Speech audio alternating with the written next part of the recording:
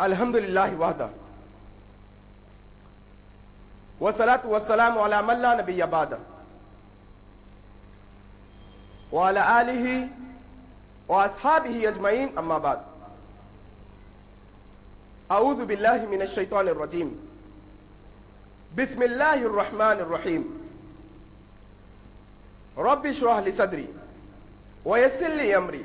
واحلل عقدۃ من لسانی یفقہوا قولی اعوذ باللہ من الشیطان الرجیم ومن احسن قولا ممن دعا الى اللہ وعمل صالحا وقال اننی من المسلمین اعوذ باللہ من الشیطان الرجیم ادعو الى سبیل ربک بالحکمہ وموعظۃ الحسنہ وجادلهم باللتی ہی احسن اعوذ باللہ من الشیطان الرجیم قل ان کان آباؤکم وابناؤکم واخوانکم وازواجکم وعشیرتکم واموال اقترفتموها وتجارة تخشون كسادها ومساكين ترضونها احب الیکم من اللہ ورسولہ وجہاد فی سبیلہ حتى یأتی اللہ بامرہ فتربصوا حتى یأتی اللہ بامرہ واللہ لا یہدی القوم الفاسقین۔ اس سے پہلے کہ میں آج کی تقریر کا آغاز کروں، میں ایک چھوٹی سی گزارش آپ تمام سے عرض کرنا چاہتا ہوں۔ طفل کہتے ہیں چھوٹے بچے کو، اور مکتب کہتے ہیں جہاں سے کچھ سیکھا جاتا ہے۔ طفل کا معنی چھوٹا،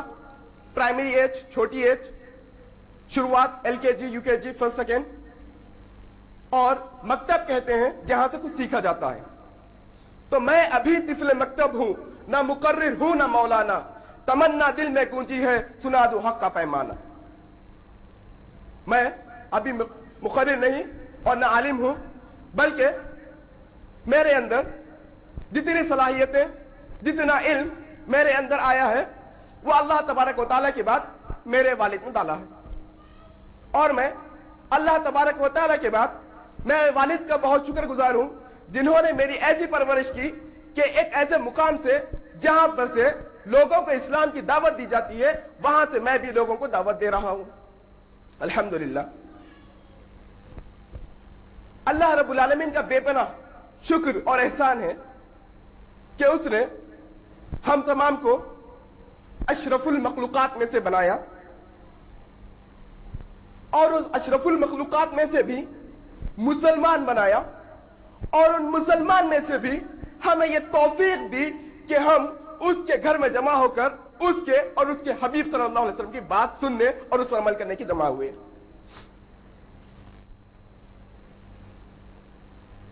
اللہ تبارک و تعالیٰ نے اس دنیا کو بنایا، اور اللہ نے کہا ہم نے جن اور انسان کو پیدا کیا، وَمَا خَلَقْتُ الْجِنَّ وَالْإِنسَ إِلَّا لِيَعْبُدُونَ، یعنی ہم نے جن اور انسان کو پیدا کیا محض ہماری عبادت کے لیے اور ہماری بندگی کے لیے۔ اب اس کے بعد جب دنیا شروع ہوئی، ہم تمام اس بات سے بخوبی واقف ہیں کہ آدم علیہ السلام کے بعد لوگوں میں بگاڑ شروع ہوا، تو اللہ نے انبیاء کرام کو بھیجا، جس طرح سے ہم جانتے ہیں نوح علیہ السلام، موسیٰ علیہ السلام، عیسیٰ علیہ السلام، ابراہیم علیہ السلام، اور ہمارے اور آپ کے آقا آخری نبی محمد الرسول اللہ صلی اللہ علیہ وسلم۔ ان سب کو بھیجا گیا صرف اور صرف اسی لیے کہ وہ انسانوں کو سیدھی راہ کی طرف بلائے، انسانوں کو شرک سے بچائے، انسانوں کو اللہ کی راہ کی طرف بلائے۔ اور تمام انبیاء کرام کا ایک ہی مقصد تھا، وہ یہ کہ وہ لوگوں کو اللہ کی طرف بلائے، یعنی دعوت۔ آج کا جو میرا موضوع اور ٹاپک اور عنوان ہے وہ ہے دعوت یا تباہی۔ اور آج جس دعوت کے بارے میں ہم اور آپ گفتگو کرنے جا رہے ہیں وہ دعوت کوئی ولیمے کی نہیں، کوئی شادی اور دیگر تقاریب کی نہیں، कोई अकीके की नहीं और ना कोई खाने की दावत है, बल्कि आज हम जो दावत के बारे में जिक्र करने वाले हैं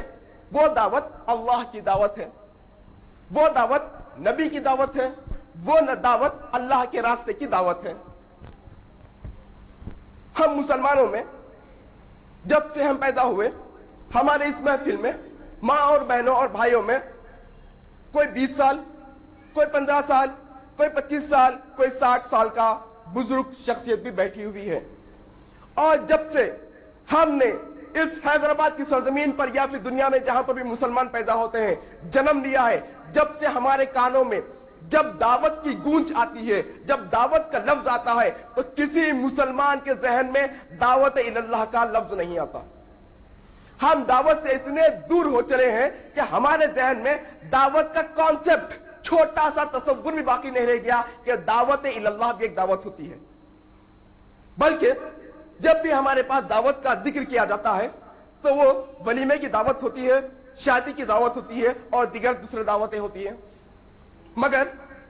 आज हम जिस दावत के बारे में जिक्र कर रहे हैं वो दावत दावत इल्लल्लाह है। लिहाजा आज की इस तकरीर को मैं सूरह आल इमरान सूरह नंबर 3 आयत नंबर 110 से शुरू करता हूं।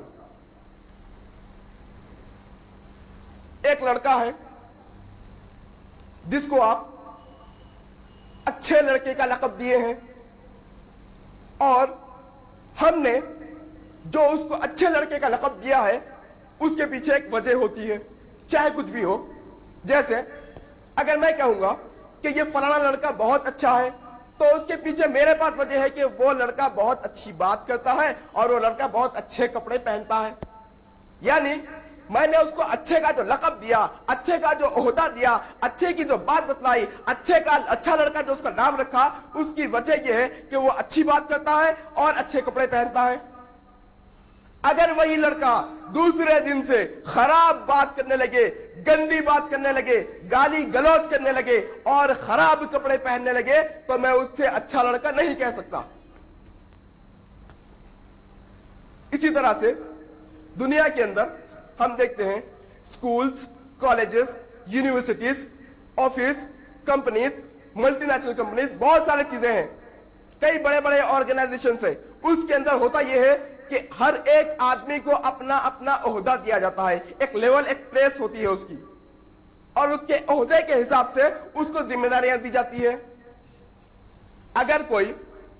कंपनी के मैनेजर है तो उसकी एक अलग जिम्मेदारी होगी, और वही कंपनी का एक छोटा चपरासी है तो उसकी जिम्मेदारी कुछ और होगी। और जो शख्स भी अपने ओहदे पर फायज होते हुए, अपने ओहदे पर होते हुए जिम्मेदारी अगर नहीं निभाएगा तो वो उस ओहदे पर रहने के काबिल नहीं। लिहाजा अल्लाह तबारक व तआला सूरह निसा, सूरह आल इमरान, सूरह नंबर 3 आयत नंबर 110 में इरशाद फरमाते हैं, कुंतुम खैरा उम्मतिन उखरिजत लिन्नास तअमुरूना बिल मारूफी व तनहौना अनिल मुनकर व तुमिनूना बिल्लाह। अल्लाह ताला कहते हैं, अल्लाह ताला हमें ओहदा दे रहे हैं, हमें एक ओहदे पर फायज कर रहे हैं। अल्लाह रब्बुल आलमीन कह रहे हैं, कुंतुम खैरा उम्मा, तुम सारे लोगों के अंदर सबसे बेहतरीन कौम हो, सबसे बेहतरीन उम्मत हो। अब ये उम्मत का ओहदा तो मिल गया, बेहतरीन उम्मत का। अब इसकी क्या जिम्मेदारी अल्लाह आगे बतला रहे हैं, तामुरून बिल मारूफ।